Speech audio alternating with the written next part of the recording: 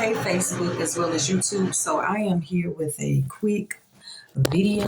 I know I'm looking a little ratchet right now. I actually read this scripture last night, but I did not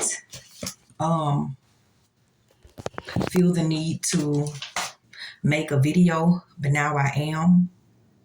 I'm not going to go through all the names. Some of the names are hard to pronounce. But I am going to read from, let me see, I'm going to read in the book of Nehemiah. I actually, I stumbled across these scriptures because I was putting my dental paperwork, pictures of my teeth. I was putting it in my Bible. And then something said, read the scriptures. So that's what I did. And today, this happened yesterday, but today I'm going to read the scripture that my paperwork went into. But I'm trying to find the correct one because I don't want to read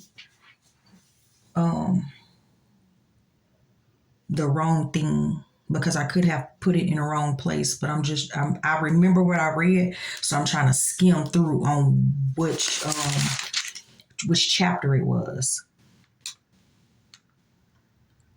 which chapter and verse.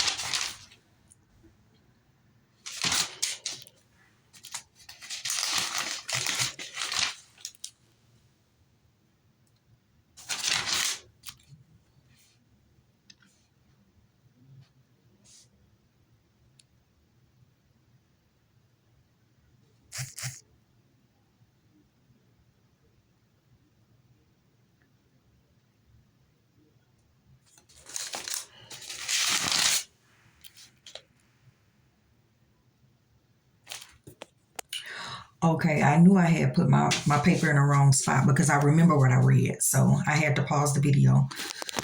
So excuse me if I stumble over a word that I don't know, but I'm going to sum it up so you get an understanding of what the message is.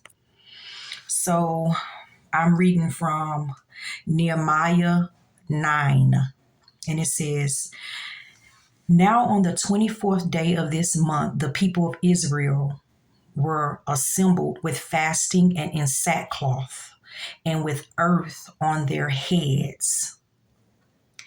And the Israelites separated themselves from all foreigners and stood and confessed their sins and the iniquities of their fathers," meaning the sins that their fathers done.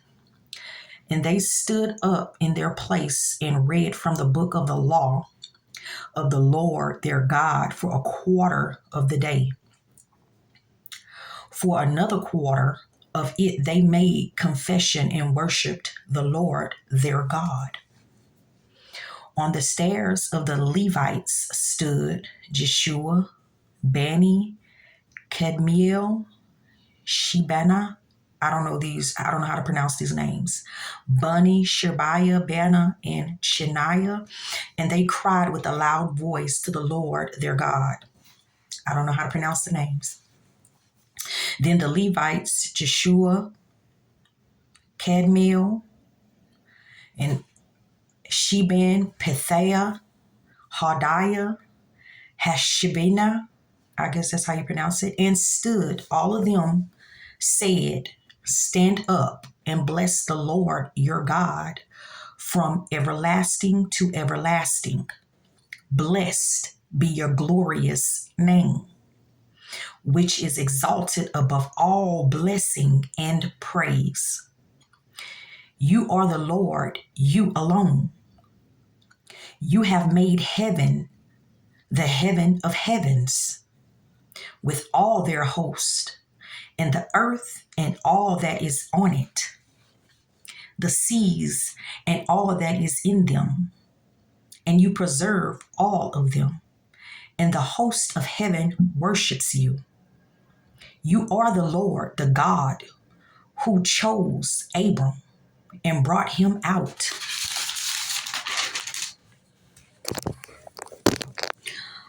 of Ur, is you are, of the Chaldeans, and gave him the name Abraham. You found his heart faithful before you, and made with him the covenant to give to his offspring the land of the Canaanite, the Hittite, the Amorite, the Perizzite, the Jebusites, and the Girgashite. I think that's how you pronounce it. And you have kept your promise, for you are righteous, God.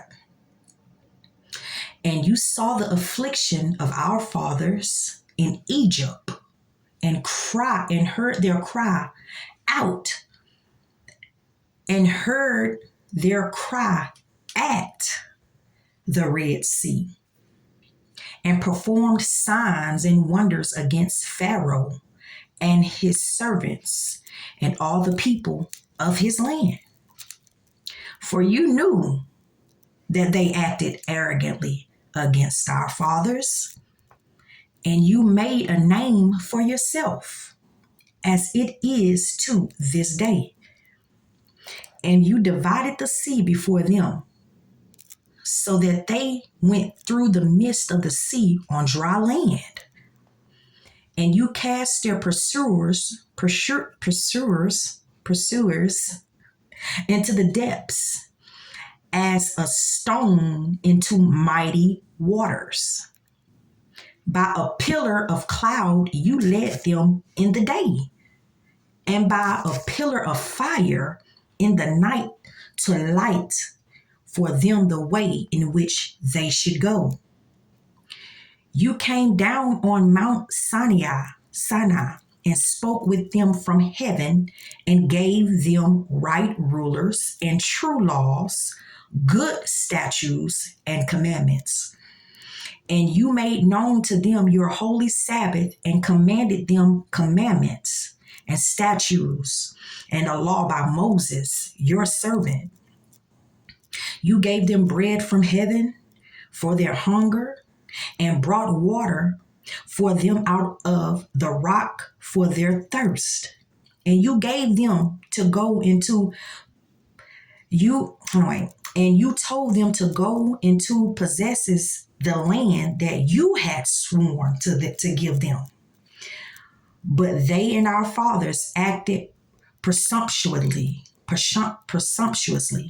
and stiffened their neck, and did not obey your commandments. They refused to obey, and were not mindful of the wonders that you performed among them. But they stiffened their neck and appointed a leader to return to their slavery in Egypt. But you are a God ready to forgive, gracious and merciful, slow to anger, and abounding in steadfast love, and did not forsake them. Even when they had made for themselves a golden calf, and said, This is your God who brought you up out of Egypt, and had committed great blasphemies. You in your great mercies did not forsake them in the wilderness. The pillar of cloud to lead them in the way did not depart from them by day, nor the pillar of fire by night to light for them the way by which they should go. You gave your good spirit to instruct them, and did not withhold your manna from their mouth, and gave them water for their thirst. 40 years you sustained them in the wilderness, and they lacked nothing. Their clothes did not wear out, and their feet did not swell. And you gave them kingdoms and peoples, and allotted to them every corner. So they took possessions of the land of Sihon, king of Heshbon, and the land of Og, king or Og, Og, king of Bashan. You multiplied their children as the stars of heaven, and you brought them into the land that you told their fathers to enter and possess. So the descendants went in and possessed the land, and you subdued before them the inhabitants of the land, the Canaanites, and gave them into their hand with their kings and the peoples of the land, that they might do with them as they would. And they captured the fortified cities in a rich land and took possession of houses full of all good things, cisterns already hewn, however you say that word, vineyards, you get the message, vineyards, olive orchards, and fruit trees in abundance, so that they ate and were filled and became fat and delighted themselves in the great goodness. Nevertheless, they were disobedient and rebelled against you and cast your law behind their back and killed your prophets who had warned them in order to turn them back. Nevertheless, they were disobedient and rebelled against you and cast your law behind their back and killed your prophets who had warned them in order to turn them back to you, and they committed great blasphemies. Therefore, you gave them into the hand of their enemies who made them suffer. And in the time of their suffering, they cried out to you, and you heard them from heaven. And according to your great mercies, you gave them saviors who saved them from the hand of their enemies. But after they had rest, they did evil again. Lord have mercy. And I'm going to just stop right there. How many times does God have to rescue us? Filthy, wretched people, humans, sinful people, sinful. How many times does God love us that much? Yes.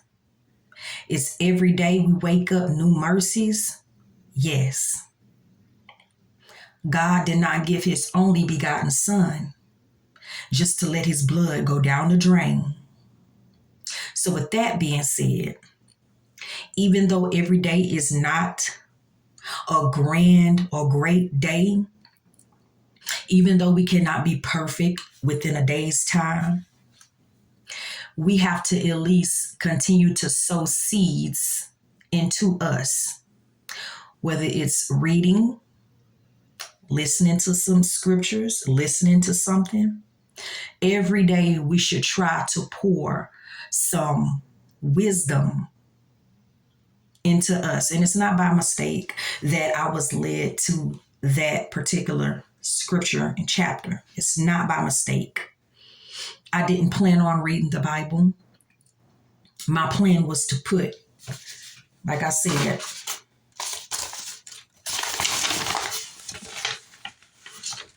the picture of my teeth into the Bible and leave it at that.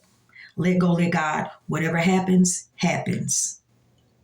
But he led me to a scripture, meaning, and what I get out of it is no matter what, God knows the inner me. He knows everything about me. Everyone else could be trying to